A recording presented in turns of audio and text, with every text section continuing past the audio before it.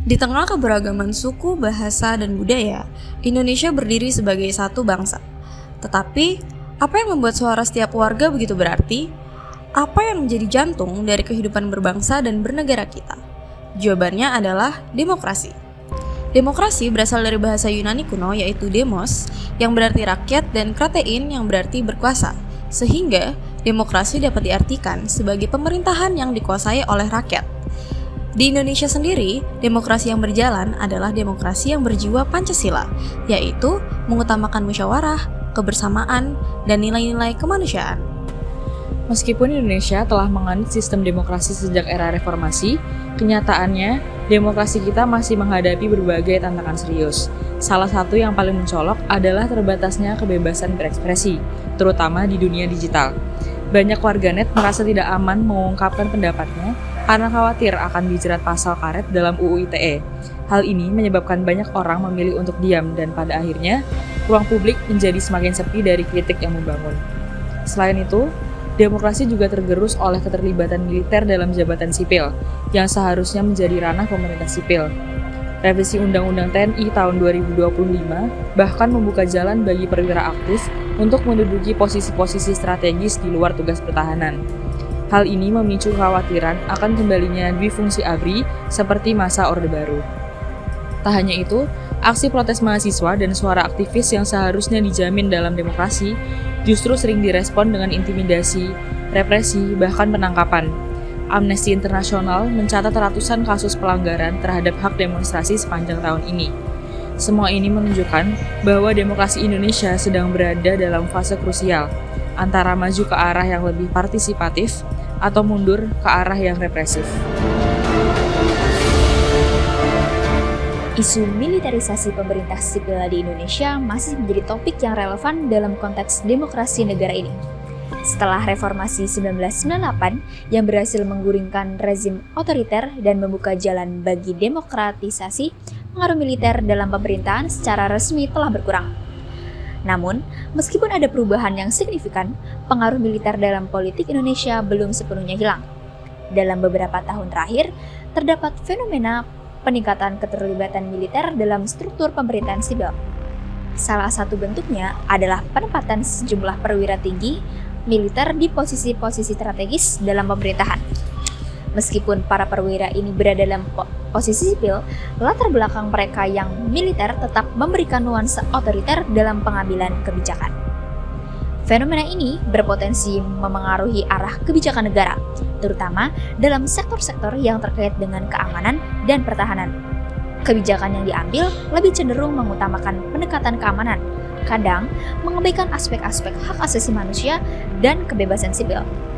Selain itu, militerisasi dalam pemerintahan sipil juga berdampak pada pembatasan ruang bagi demokrasi, di mana partisipasi masyarakat dalam proses pembuatan kebijakan bisa terhambat oleh dominasi militer yang lebih mengutamakan stabilitas dan kontrol. Bayang-bayang itu nyata, dan ia tidak hanya berhenti pada militerisasi. Bayang-bayang itu kini juga merambat, menyentuh, dan mencoba membungkam hak paling fundamental dalam demokrasi, yaitu kebebasan berekspresi.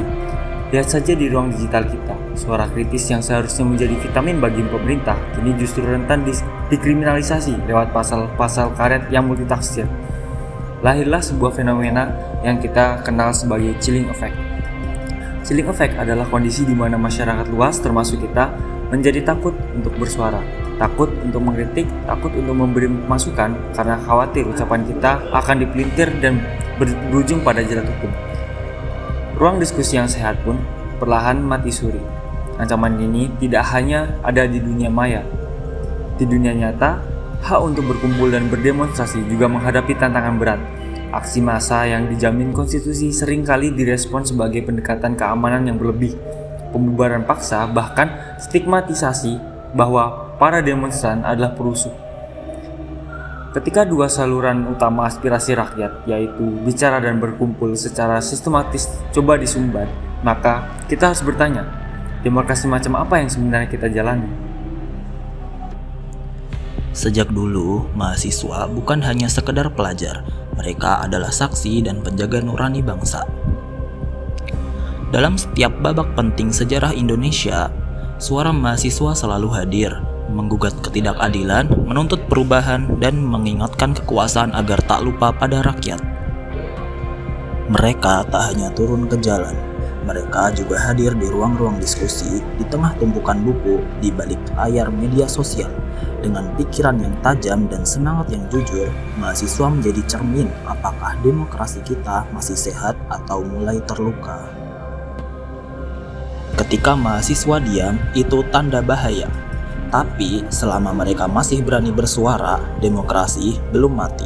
Mereka bukan musuh negara. Mereka adalah anak-anak bangsa yang ingin melihat negeri ini tumbuh dengan adil dan bermartabat. Menjadi mahasiswa adalah kehormatan, tapi menjadi mahasiswa yang peduli adalah panggilan. Karena sejatinya demokrasi bukan diwariskan, ia diperjuangkan, dan mahasiswa adalah barometernya. Sebagai generasi penerus bangsa, kita memiliki tanggung jawab besar untuk menjaga dan melanjutkan perjuangan yang telah dibangun oleh generasi sebelumnya. Dalam menghadapi berbagai tantangan zaman, seperti kemajuan teknologi, perubahan iklim, hingga ketimpangan sosial, kita harus berperan aktif dalam kemajuan bangsa. Langkah pertama yang harus kita ambil adalah pendidikan. Meningkatkan keterampilan dan pengetahuan adalah kunci untuk memajukan diri sendiri dan negara. Dunia terus berubah, dan kita harus siap dengan keterampilan yang relevan untuk berkompetisi dan berinovasi. Teknologi yang berkembang pesat adalah alat yang harus kita manfaatkan dengan bijak, karena di tangan kita, teknologi bisa menjadi solusi atau justru masalah. Selain itu, kita juga harus menjaga keberagaman yang menjadi kekuatan utama bangsa ini. Indonesia, dengan segala perbedaan budaya, agama, dan suku, adalah bangsa yang kaya. Maka, penting bagi kita untuk menjaga keharmonisan dan menciptakan lingkungan yang saling menghargai agar bangsa ini tetap berdiri teguh dalam persatuan. Sebagai generasi muda, kita punya peran besar dalam mendorong perubahan sosial, dari mengurangi ketimpangan sosial hingga memperjuangkan hak-hak setiap individu. Kita harus lebih peduli dan aktif. Melalui media sosial, kita bisa menyuarakan pendapat dan menyebarkan ide-ide positif yang dapat mengubah wajah bangsa. Mari kita sebagai generasi yang tidak hanya peduli pada diri sendiri, tapi juga pada masa depan bangsa. Berinovasi, bekerja sama, dan menjaga nilai-nilai luhur yang telah diwariskan. Harapan saya, kita semua dapat melanjutkan perjuangan ini, menjadikan Indonesia lebih baik, lebih adil, dan lebih sejahtera bagi semua. Karena kita adalah penerus bangsa dan masa depan Indonesia ada di tangan kita, ayo mulai bergerak untuk perubahan yang lebih baik.